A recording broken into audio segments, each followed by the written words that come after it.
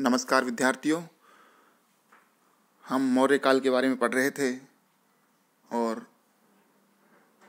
चंद्रगुप्त मौर्य व बिंदुसार के बारे में पढ़ चुके हैं। अब हमें पढ़ना है मौर्य साम्राज्य के सबसे महान शासक, मौर्य साम्राज्य नहीं वरन प्राचीन भारतीय इतिहास के सबसे महान शासक अशोक के बारे में पढ़ना है, जिनके जानकारी के लिए सबसे प्रमाणिक स्रोत अभिलेख हैं, जो कि 3 प्रकार के पाए गए हैं: शिलालेख के रूप में, स्तंभ लेख के रूप में और गुहा लेख के रूप में। अशोक का समय 273 ईसा पूर्व से लेकर 232 ईसा पूर्व के बीच रहा है। अशोक ने अपने राज्यारोहण के 4 वर्षों के बाद अर्थात 269 ईसा पूर्व में अपना राज्याभिषेक किया था।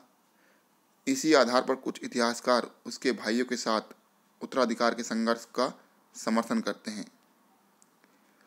अशोक ने राज्याभिषेक के 8वें वर्ष में कलिंग युद्ध लड़ा, जो कि प्राचीन इतिहास का सबसे महत्वपूर्ण युद्ध है। 10वें वर्ष में बोधगया की यात्रा की।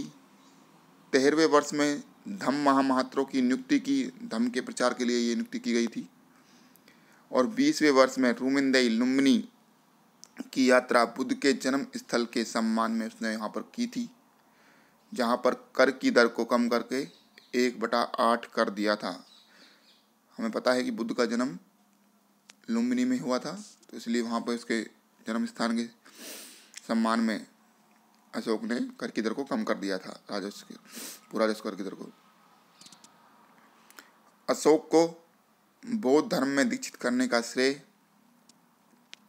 दीपवंश व महावंश 7 वर्षीय बालक निग्रोध को देते हैं, जो कि सुसीम का पुत्र था, जबकि मोगलीपुत्र के प्रभाव में आकर वह पूर्ण बौद्ध बन गया।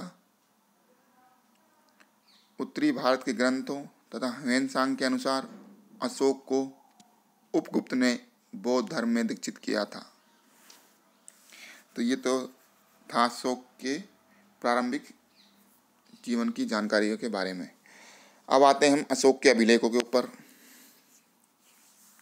जैसा कि अभी बताया गया है आपको कि अशोक के अभिलेख शिलालेख, स्तंभलेख और गुहालेख के रूप में हमें मिले हैं।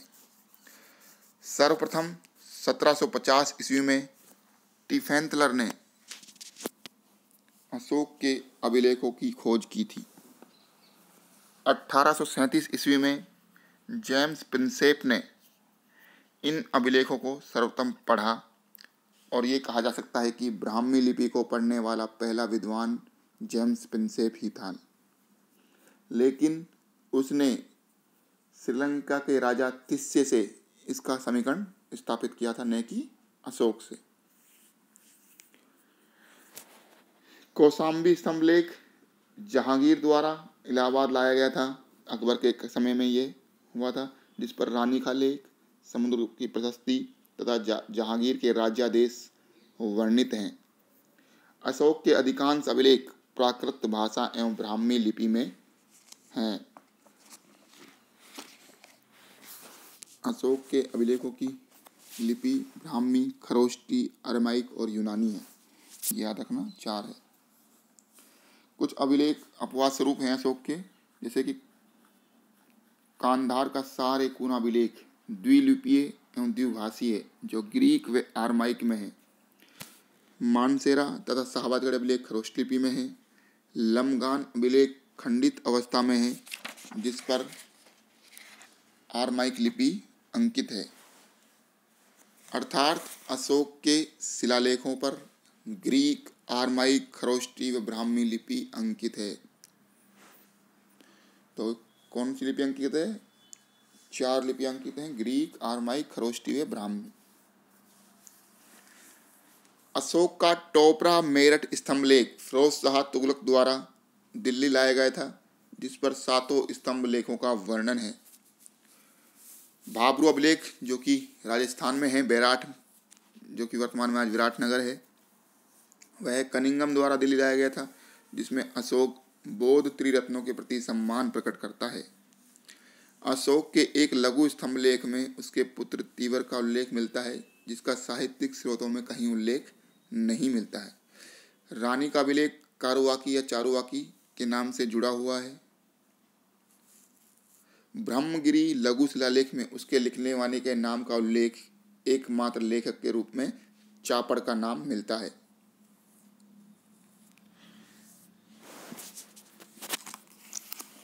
उसके वहद जो शिलालेख हैं वो उनकी संख्या 14 है। उसी में उसने धम्म के बारे में लिखा है।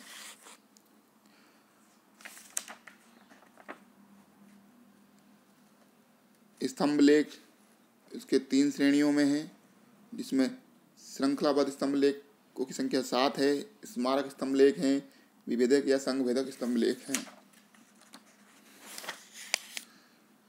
और अंत में आते हैं गुहालेख। अशोक द्वारा 3 गुहालेखों का निर्माण का भी उल्लेख हमें मिलता है, जो मुख्यतः बराबर की पहाड़ियों में बनवाई गई, जो आजीविकों को दान दी गई। इनके नाम हैं सुदामा गुहालेख, कर्ण चौपड़ गुहालेख और विश्व की झोपड़ी गुहालेख। उल्लेखनीय है कि बाद में दशरथ द्वारा भी नागार्जुन पहाड़ी पर एक गुफा बनाकर आजीविकों को दान दी गई। तो ये थी अशोक के जानकारी के स्रोत, जिनमें अभिलेख महत्वपूर्ण हैं वो बता दिए गए हैं। इसमें शिलालेख, स्तंभलेख और गुहालेख, ये 3 प्रकार के महत्वपूर्ण अभिलेख हैं। तो अब आते हैं हम अशोक के पारिवारिक पक्ष पर।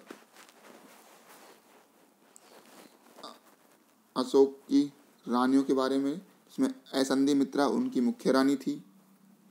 तिसारक या तिस्य रक्षिता, इसने बोध वृक्ष को क्षति पहुंचाई थी, इसलिए बौद्ध ग्रंथ इसके प्रति अच्छा विचार नहीं रखते हैं। पद्मावती दिव्यवदान में कुणाल की माता के रूप में इसका उल्लेख मिलता है। और कारुवाकी या चारुवाकी, अभी बताया था मैंने, अभिलेख में वर्णित एकमात्र रानी है। अशोक के बाद उत्तराधिकारी के रूप में कुणाल हुए, जालोक हुए, दशरथ हुए, संप्रति हुए, साली, सूक हुए और मौर्य वंश का अंतिम शासक बृहद्रथ था, जिसे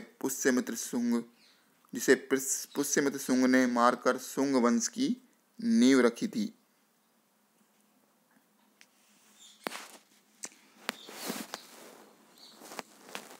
तो ये था अशोक के बारे में। अब हम मौर्यकालीन प्रशासनिक व्यवस्था को अगले अध्याय में पढ़ेंगे। उससे पहले हम थोड़ा सा अशोक के धम्म के बारे में चर्चा कर लेते हैं। अशोक ने अपनी प्रजा के नैतिक उत्थान के लिए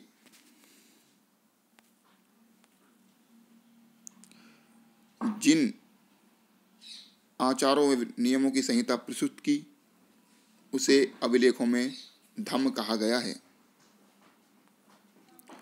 अशोक का धम्म मूलतः उपासक बौद्ध धर्म था। यह पूर्णतः बौद्ध धर्म नहीं था, परंतु उपासक बौद्ध धर्म था। उससे प्रभावित जरूर था, लेकिन यह बौद्ध धर्म नहीं था।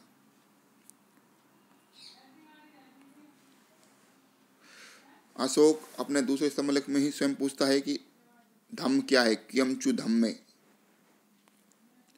और फिर दूसरे व 7वें स्तंभलेख में इसका उत्तर देते हुए कहता है कि अपासी नवे बहुकयाने दया दाने सचे सोचे माधवे साधवे चे धम्मा, अर्थात पाप से मुक्ति, लोगों का कल्याण, दया, दान, सत्य और शुद्धता ही धम्म है।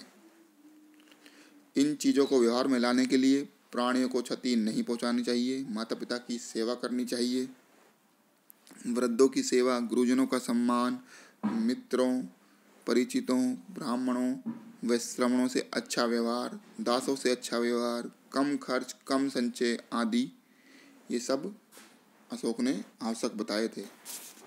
आज हमें इन सब चीज़ों की ज़रूरत है। आज का जिस प्रकार का समाज है, इसमें हम देखते हैं इन सब चीज़ों की हमें आज बहुत ही ज़्यादा आवश्यकता है। इनके अलावा अशोक क्रोध, निष्ठुरता, घमंड, ईर्ष्या आदि पर भी नियंत्रण आवश्यक मानते थे।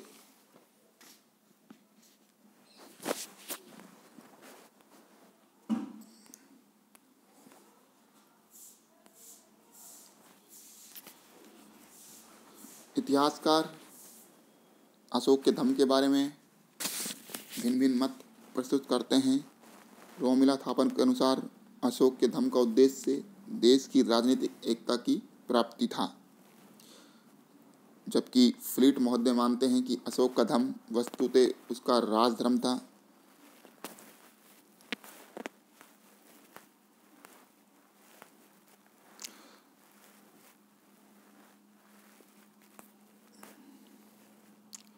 अशोक ने राज्याभिषेक के 13वें वर्ष में, जो कि बता चुका हूँ मैं पहले ही, धम्म महामात्रों की नियुक्ति की थी।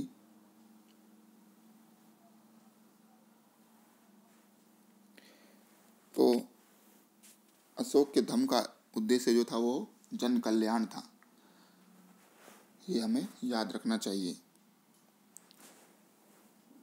अशोक का अभिलेखों के आधार पर उसका इतिहास D.R. भंडारकर ने लिखा है, ये भी ध्यान रखने योग्य है।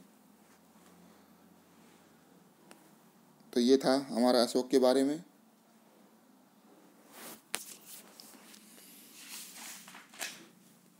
अशोक ने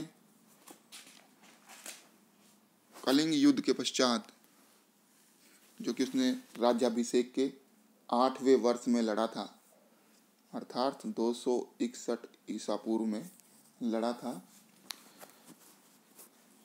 इसमें अशोक ने युद्ध की नीति का परित्याग करके धम्म की नीति को अपनाया था। वो इतना झकझोर गया था इस युद्ध से, उसने देखा कि इतनी लाशों को देखकर वो उसका दिल पसीज गया और उसने युद्ध की नीति का हमेशा के लिए परित्याग कर दिया था इस युद्ध के पश्चात। इसलिए हम अशोक को आज भी हम बहुत ही सम्मान से याद करते हैं। तो ये था हमारा अशोक के बारे में। अब मौर्य प्रशासनिक व्यवस्था, उसके बारे में हम अगली कक्षा में पढ़ेंगे। धन्यवाद विद्यार्थियों।